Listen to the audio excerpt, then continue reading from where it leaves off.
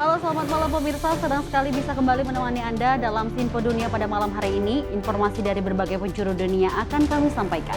Bersama saya Dewa Manik, simak informasi selengkapnya untuk Anda.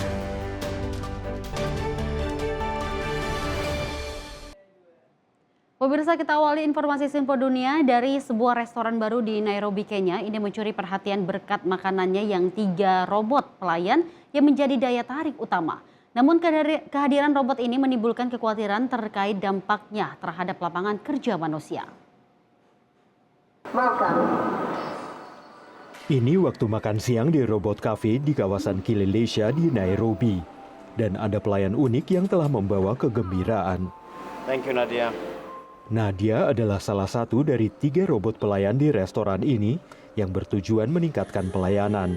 Ini adalah yang pertama di Afrika Timur. You assign them duties in the morning like normal waiters.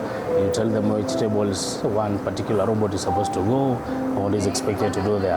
Because for instance, they do more than just serving. They sing happy birthday. For instance, let's say you do a reservation and you have a birthday. It's going to deliver you your cake with the message and everything and also sing happy birthday with you with the background of waitresses. Penggunaan teknologi robotik dalam industri layanan makanan bukanlah hal baru. Restoran dengan pelayan robot bisa ditemukan di Amerika Serikat, Tiongkok, dan kota-kota lain.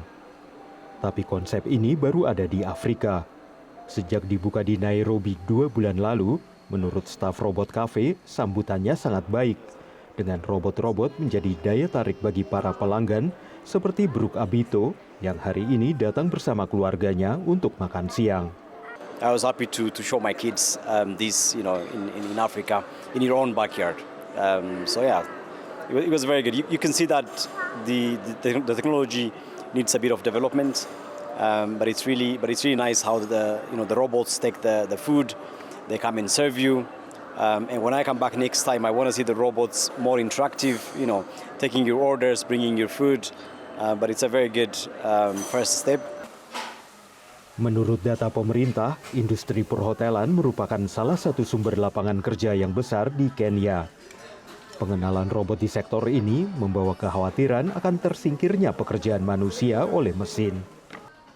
Tapi pakar industri mengatakan tidak ada alasan untuk cemas karena teknologi ini hanya akan berfungsi sebagai alat untuk meningkatkan efisiensi dan kualitas pelayanan. I really don't think it can face off the entire human labor, but it will be incorporated still. Just like we have incorporated the other technology and we've used it to improve our human labor and worked together. IDIT menyarankan sekolah-sekolah di Kenya memasukkan pelatihan teknologi dalam kurikulum perhotelan untuk mempersiapkan diri menghadapi perubahan ini. If we keep training people the traditional way, and by the time they're released in the industry, technology has already gone a notch higher. It becomes scary for them already, and it becomes difficult to be able to adopt. Para ahli mengatakan era restoran otomatis telah dimulai di Afrika, dan para pengunjung bisa mengharapkan lebih banyak integrasi robot dalam pengalaman bersantap mereka. Dari Arlington, Virginia, saya Helmi Yohanes dan tim VOA. Kita lanjut informasi berikut ini pemirsa. Makan sendiri di restoran sering dipandang aneh ataupun bahkan tabu. Dengan beberapa restoran seperti di London pernah meminta pengunjung Solo untuk membayar lebih. Namun tren ini mulai berubah seiring semakin banyaknya orang memilih makan sendirian dan juga industri restoran ini pun beradaptasi dengan perubahan tersebut. Harissa, seorang peneliti medis dari San Francisco, negara bagian California, telah menikah dan punya banyak teman. Tapi sekali-sekali ia memilih makan di restoran sendirian. I'm a very sociable person. I have so many friends. I love spending time with them, but I also like to have some time just by myself. And sometimes even going to a nice restaurant and having a very nice meal. I mean, it's very enjoyable just by yourself. Fenomena solo dining, bersantap sendirian di restoran, dulu cenderung dipandang aneh. Dan industri restoran kurang suka karena orang yang bersantap sendirian menghabiskan satu meja yang mestinya bisa digunakan pasangan atau serombongan tamu. There was certainly a period of time when there was no solo dining. Over the years I've seen it become more and more popular, sort of as the stigma of dining alone has faded, but it's certainly accelerated post-pandemic. Selama darurat pandemi, interaksi sosial banyak diganti dengan interaksi lewat smartphone. Seeing a single person sit in the dining room, enjoying the experience, going out of their way to have the experience, and they're there simply for the food and the service and the ambiance, makes me really happy. So, yes, we could probably ring the cash register a little bit more if another person was sitting there, but I'm honored to have single diners in the dining room. Menurut aplikasi ponsel untuk reservasi restoran OpenTable, reservasi untuk makan sendirian meningkat 29% di Amerika Serikat dalam 2 tahun terakhir. And when you're by yourself, I think you can notice so much more, right? About the ambiance, about, the service that you're getting, about the food. You can order whatever you want, which as a mom often is not the case when I dine with my family. Jaringan restoran Overthrow Hospitality di New York bahkan memiliki program dan menu khusus untuk solo dining. We have selected a table at our restaurant that really captures the breadth of the restaurant. Situated in an area where people can see most of everything that's going on. One element that we like to incorporate is bringing the bar to them. So usually when you order a drink, it's crafted behind the bar, someone brings it to you. But for our solo diners, the bartender will come over, kind of show you the different components, shake the cocktail and pour it for you tableside. Usai bersantap, pengunjung diberi kesempatan mengisi buku tamu, memberi kesan mereka terhadap layanan yang diberikan. Selain terjadinya pergeseran kultural, industri restoran di Amerika Serikat juga dihadapkan pada perubahan demografis. Sekitar 38% warga Amerika usia 25 hingga 54 tahun hidup sendirian, menurut survei terbaru oleh Pew Research Center. Ini merupakan peningkatan signifikan dibandingkan angka 1990, saat hanya sekitar 29% hidup sendirian. Dari Washington DC, saya Nova Purwadi dan tim VOA. Kita beralih dengan informasi lainnya, pemirsa. Nigeria yang dikenal dengan sebagai salah satu produsen jahe terbesar di dunia ini mengalami kerugian besar akibat wabah penyakit jamur pada tahun lalu. Pemerintah telah meluncurkan program pemulihan darurat untuk membantu petani, namun sebagian pihak merasa itu belum cukup untuk mengatasi dampaknya. Petani Paul Solomon Abui di Nigeria tahun lalu menanam jahe seluas 1 hektar di lahan pertanian di Kachia, di barat laut negara bagian Kaduna. Tapi pada bulan Juli, penyakit hawar jahe menyerang tanpa diketahui, sehingga tanamannya tidak bisa tumbuh. I can expecting over $400 or $500 that I was expected. But at the end, nothing. Penyakit ini mengakibatkan rizoma di bawah tanah membusuk dan tanaman layu. Seperti Paul, ribuan petani jahe di sini berjuang menghadapi kesulitan ini. Some die, some fell sick psychologically.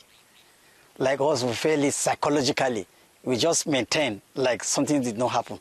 Nigeria adalah salah satu produsen jahe terbesar di dunia yang bersaing dengan India dan Tiongkok. Pada tahun 2021, negara ini memproduksi hampir 1/6 dari pasokan global. Pihak berwenang Nigeria memperkirakan wabah ini menyebabkan kerugian sekitar $6,5 juta dan berdampak pada sekitar 7.000 petani, terutama di sekitar pusat produksi jahe Nigeria di negara bagian Kaduna Selatan. Bulan Juni lalu, sekitar 5.000 petani mulai menerima bantuan bibit, pupuk, dan bahan kimia pertanian dari pemerintah. Pihak berwenang juga mengajarkan metode pertanian yang lebih baik kepada para petani setempat. It's a two-pronged approach. What we are currently doing would bring about.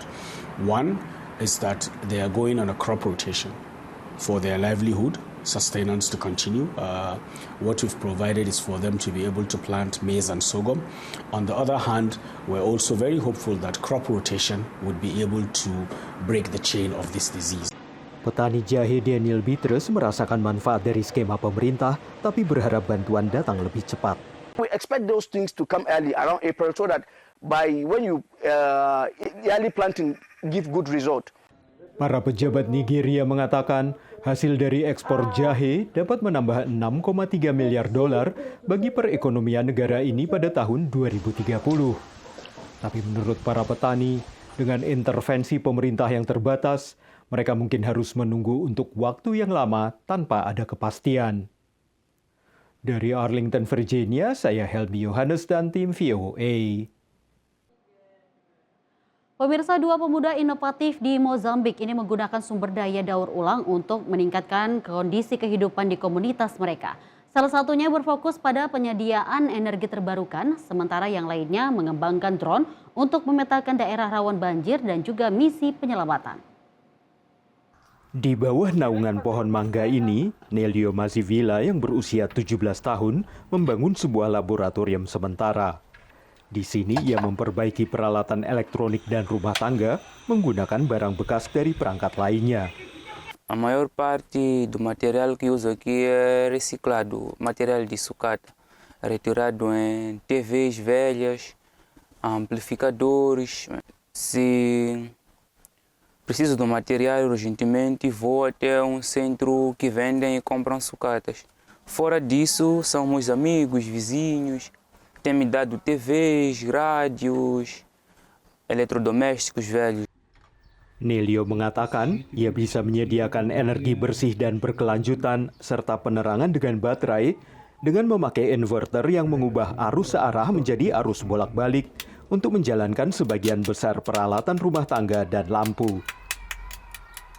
Menurut Nelio, alat ini dapat berfungsi di rumahnya, jadi mestinya bisa berfungsi di lingkungan sekitar. O dispositivo é um inversor que inverte corrente contínua de uma bateria para corrente alternada para uso residencial. Com o dispositivo que eu tenho aqui, posso alimentar 3, 4 casas. Tidak jauh dari laboratorium Nelio, Clayton Mishak yang juga berusia 17 tahun memulai penemuannya dengan membuat mobil-mobilan dan robot, meskipun minat utamanya adalah drone. Memakai serat karbon dan FPV atau kamera pandangan orang pertama, ia mengembangkan drone cepat dan kuat yang bisa berguna untuk memetakan daerah rawan banjir dan membantu misi penyelamatan. Usar os drones para lugares que são de difícil acesso para o ser humano, por exemplo, os tempos das cheias. Então foi daí onde eu pensei em fazer os drones, digamos, indestrutíveis, flexíveis e rápidos. Clayton berniat terus melakukan penelitian untuk membawa penemuannya ke tingkat yang lebih tinggi. O que me motivou também foi não deixar o Moçambique atrás do conhecimento, vamos dizer assim. Então, como eu tenho conhecimento desses tipos de drones, esses tipos de pesquisas que eles fazem, acabei também por criar uma coisa que eles mostrassem e, pelos vistos, eles estão a dar atenção. Isso é muito bom, é muito positivo, porque vai ajudar o país a dar mais um passo. Meskipun tidak memiliki pendidikan formal dan tidak pernah bertemu secara langsung, kedua inovator muda ini terus menginspirasi satu sama lain melalui media sosial. Kini mereka berharap ada perusahaan publik, swasta, dan individu yang muncul dan memungkinkan mereka untuk mengembangkan keahlian dan masa depan mereka. Dari Arlington, Virginia, saya Helmi Yohanes dan tim VOA. Terima kasih pemirsa, Anda kembali menyaksikan Sipo Dunia dan informasi kita lanjutkan. Di India Utara ini banyak lahan luas yang terbengkalai karena ditinggalkan petani akibat kurangnya keuntungan ataupun gangguan dari hewan liar. Namun kini warga desa yang dipimpin oleh perempuan mulai mengelola kembali dan juga memanfaatkan lahan-lahan terlantar tersebut. Yang pada gilirannya ini meningkatkan pendapatan mereka. Berikut informasinya. Anuradha Devi sedang mempersiapkan ladang keluarganya yang telah berubah menjadi gersang setelah mereka menerlantarkan pertanian di negara bagian Himachal Pradesh Utara ini. हमारी में अलग-अलग टुकड़ों में है, जैसे वो दूर है थोड़ी और हम इकट्ठे काम करते हैं और छोड़ हमने इसलिए दी क्योंकि विवाल आते हैं. Setahun lalu, bekerja sama dengan beberapa pemilik lahan yang bersebelahan, ia menanam tanaman seperti kamomil. Bertani di lahan yang lebih luas dan menanam tanaman herbal, bunga dan buah beri, bukan tanaman tradisional seperti gandum, membuatnya mampu menghasilkan $500. Dan ini membuat hidupnya lebih mudah. हमारा घर का खर्च नहीं चलता था और खेती जो करते थे तो हमारा घर का ही होता था. पैसों की मुश्किल थी, बच्चों की फीस ली जा रही थी. Di India, ukuran rata-rata lahan pertanian telah menyusut karena pembagian lahan yang diwariskan dari generasi ke generasi. Bahkan ladang-ladang kecil yang dimiliki para petani sering tidak bersebelahan sehingga membuat pertanian menjadi tidak layak. Lahan-lahan yang luas berubah menjadi tanah kosong. Kini sejumlah keluarga pedesaan menggabungkan tanah mereka untuk memulai kembali pertanian. Sonu Rana dan suaminya Rajiv Chauhan memelopori inisiatif yang dipimpin oleh warga ini. Mereka menghadapi masalah yang sama ketika mereka kembali dari kota untuk bertani di tanah mereka yang juga terpencar-pencar dan telah terdegradasi. हमने जितनी भी फैमिलीज थी 3-4 जिनकी ज़मीन थी हमने मिलके उस ज़मीन को बनाया, लेमन ग्रास लगाया और जब हमने उसको देखा कि हमने 2-3 हम तो क्रॉप्स एंड सेल कर पाए उसकी टी वाले जो है उनको टी जो भी बनाते हैं टी कंपनीज उनको देन वी रियलाइज कि यहाँ के लिए जो फार्मूला वर्क करेगा वो यही है कि जिनकी भी है ज़मीनें आसपास उन लोगों को इकट्ठा करो. Untuk mengatasi masalah hewan liar yang memakan tanaman, mereka beralih menanam tanaman seperti kamomil, jahe, dan bunga-bungaan sebagai pengganti padi dan gandum yang telah ditanam selama beberapa generasi. Lebih dari 20 keluarga mengikuti jejak mereka. Tujuannya adalah menciptakan wirausahawan di tingkat desa di wilayah di mana perempuan bisa bekerja di lahan mereka sendiri, tapi tidak bekerja di luar rumah. Salah satunya adalah Rita Devi. 8-10 लोगों का समूह बना लिया, उसको मिलके इकट्ठा काम किया, उसके अच्छी तरह से बना लिया, फिर उसमें खेती उगाना शुरू कर दी. अच्छा लगता है, ओवरऑल उन्हें अच्छा लगता है, जमीन भी. Menurut para ahli pengembangan lahan terlantar, model pertanian yang dipimpin oleh masyarakat dapat memberikan dorongan bagi warga pedesaan. एक एम्प्लॉयमेंट जनरेट होगा और जो लोग माइग्रेट कर रहे हैं अपनी ज़मीनें छोड़ करके शहरों में भागते हैं छोड़ करके छोटी मोटी नौकरी, तो मैं समझता हूँ कि माइग्रेशन की समस्या भी खत्म हो सकती है. Rana juga membantu para warga desa memasarkan hasil panen mereka. Menurutnya mereka berhasil memodernisasi sebuah metode yang telah berlangsung selama beberapa generasi. Dan para ahli mengatakan kisah-kisah sukses dari inisiatif ini dapat menjadi contoh bagi banyak warga lainnya. Dari Washington DC, saya Helby Yohanes dan tim VOA. Pemirsa, negara-negara di Afrika Barat, khususnya Ghana dan juga Nigeria ini menjadi pusat berkembangnya kejahatan siber dengan banyaknya anak muda yang dilatih untuk terlibat dalam penipuan daring. Nigeria mengalami kerugian sekitar $500 juta setiap tahun akibat kejahatan ini dan telah mengimplementasikan strategi baru untuk memeranginya. Anak-anak muda ini merokok sebelum bekerja. Pekerjaan mereka adalah menipu korban di internet yang tidak merasa curiga. Menurut pemuda yang kita sebut saja Wezi dan rekan-rekannya, mereka bekerja di kerajaan hiruk-pikuk, tempat orang-orang dilatih melakukan kejahatan dunia maya. Mereka berbicara kepada VOA dengan syarat tidak disebutkan nama aslinya. Menurut Wezi, hari ini mereka sedang istirahat. Mereka mencari calon korban lewat obrolan daring. Like going to Instagram, liking posts and comments. I can go to USA Today now. Look their post today. I will start war. I will build traffic on the comments. They won't even think I'm a scam. From there, people will add me. Banyak yang menerima umpan itu kemudian tertipu. He's worshiping me like this. And why are you doing this? Can you tell us? I'm a graphic designer. I do work. I do office work, Microsoft Word, Excel, PowerPoint. Some people will give you work. They will not pay. I have work here that will tell me that 3,000. I like this country. Itu kurang dari $2 per pekerjaan untuk pekerjaan legal. Menurut Wisi, di sini ia melakukan ribuan penipuan daring yang sebagian besar menyasar warga Amerika.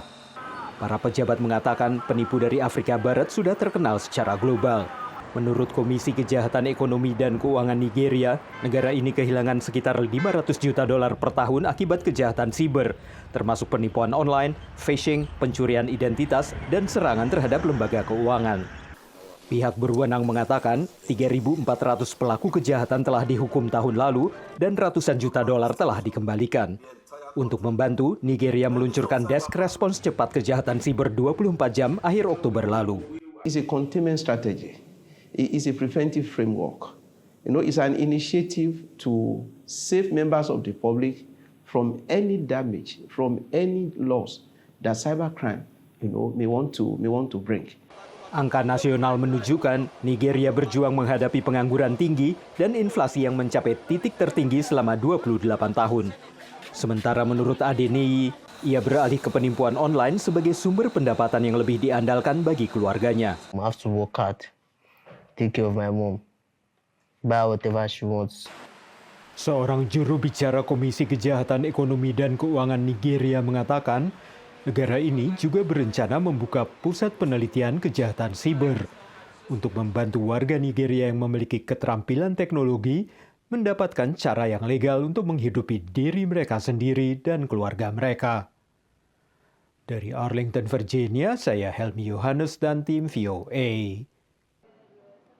Informasi berikut ini pemirsa, sebuah perusahaan di Kenya ini mengubah ampas tebu menjadi kemasan makanan yang ramah lingkungan dan juga mudah terurai. Mereka berharap produk ini dapat membantu mengurangi polusi plastik karena sekitar 30% plastik dunia digunakan untuk kemasan. Di sebuah kawasan industri di pinggiran kota Thika, Kenya Tengah, Anita Shah mengawasi pembuatan wadah kemasan makanan yang mudah terurai. Anita mengaku frustrasi dengan banyaknya plastik kemasan yang ia lihat setiap kali berbelanja di supermarket. Tahun 2011, Anita yang adalah ekonom pembangunan ini meninggalkan karir internasionalnya selama 2 dekade dan pulang untuk mendirikan Green Stem Products, perusahaan yang membuat produk kemasan kompos yang bebas bahan kimia beracun dari limbah pertanian. Menurut Anita, ia ingin melindungi lingkungan dan memerangi perubahan iklim. Essentially, we want to do is eliminate plastic from the food system where possible, so that the question of production of plastics and the fossil fuels used in the production of plastics and the CO2 emissions that result from the manufacturing process of plastic and the burning of it and disposal in landfill is eliminated. Perusahaan ini menggunakan limbah tebu, yakni ampas tebu sebagai bahan baku, tapi mengatakan produk sampingan tanaman lainnya juga dapat digunakan. Ampas tebu yang dihaluskan menjadi bubur kemudian dipres menjadi bentuk yang diinginkan sebelum dipangkas dan disemprot dengan pelarut berbasis bio yang kedap air, kemudian dikeringkan. Hasilnya adalah beragam wadah kemasan yang dapat terurai secara hayati. Dan menurut David Wangi, seorang operator mesin di Green Stem Products, ini adalah alternatif yang baik bagi plastik. Even in my home right now, I don't like plastic because when you follow up with the plastic, what you get after disposing this plastic to the environment, it's not good. Yeah, but what we are making now, even if we just grow it to the farm, it will lot after some months. Menurut PBB, dunia memproduksi sekitar 430 juta ton plastik setiap tahun, tapi kurang dari 9% yang didaur ulang. Negara-negara Afrika sangat rentan terhadap dampak negatif polusi plastik karena sektor daur ulang di benua ini baru dimulai. Menurut para ahli, inovator seperti Green Stem dapat memainkan peran penting di masa depan.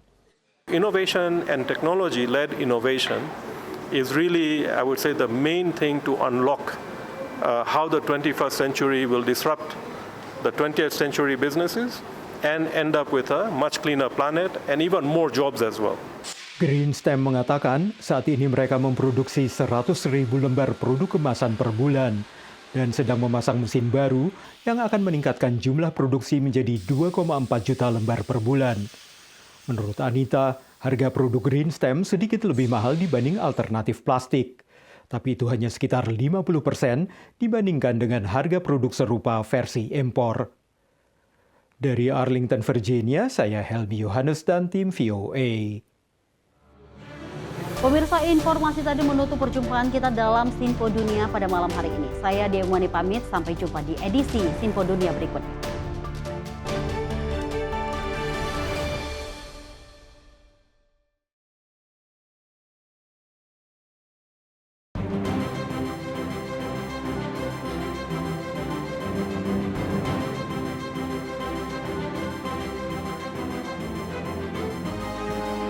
Sinpo TV, News, Sport, Entertainment.